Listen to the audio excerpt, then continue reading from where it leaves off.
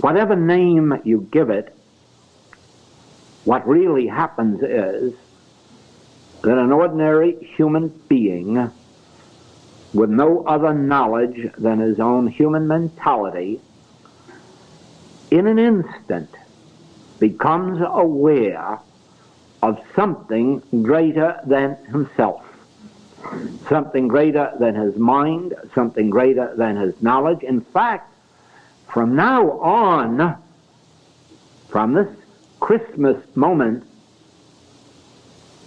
the moment of the divine birth, knowledge and wisdom pour into the individual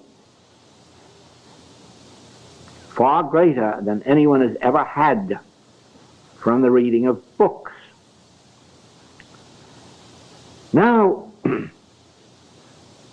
the Master, in teaching this, revealed that before Abraham was, I am. Therefore, this that I am,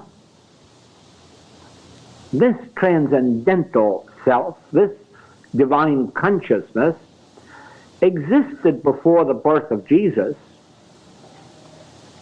In fact, it existed before Abraham was. And Abraham, you know, the reason he used the name Abraham was that Abraham was considered to be the father of the Hebrew race, the origin of the Hebrew race, the beginning of the Hebrew race.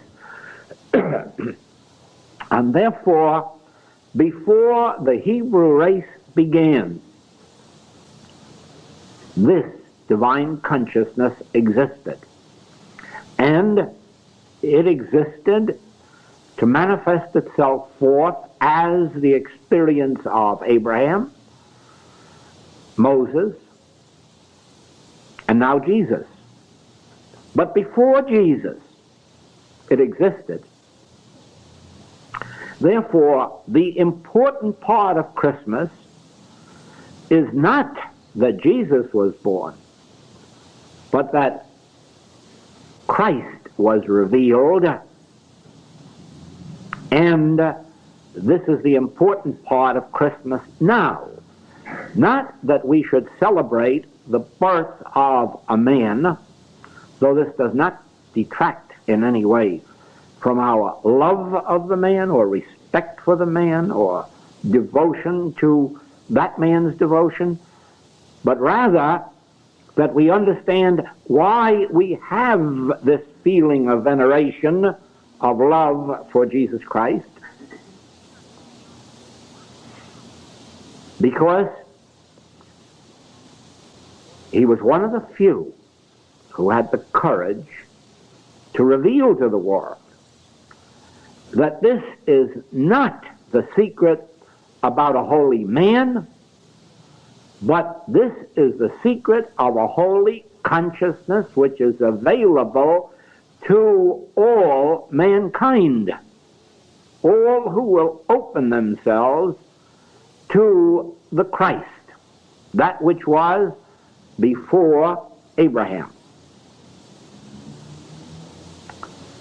As you read this story, as you hear this story, year in and year out, eventually it gets under your skin.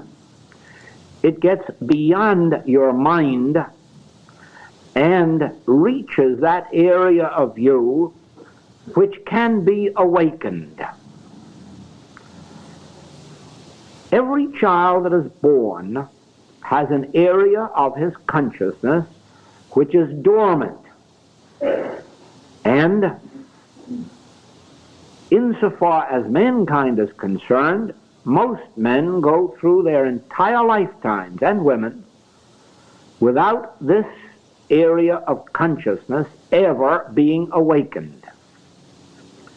It is only the few in the history of the literature of the world, only the few, who have ever had the experience of the awakening of that dormant part of consciousness. Well, For centuries it was believed that this could only happen to the few. Ah, yes, back in the days of Egypt and up until 200 AD, it was known that those who had an inclination toward the spiritual and who could find a teacher on the spiritual path could be awakened.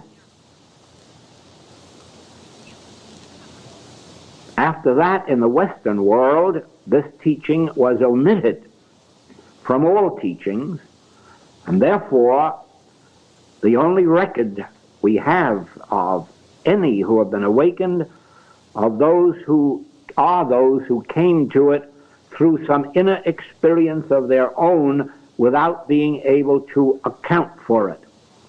One such illustration, you know, is the experience of Jacob Böhm, the German cobbler, who, for some unknown reason, while actually cobbling in his shop, looked up and saw the sun shining on a rock. And something happened between himself, within himself, and that ray of sunshine on the rock. And all of a sudden, this inner consciousness was opened, and he discerned spiritually. He saw reality. And, of course, he became the father of the mysticism of the Middle Centuries.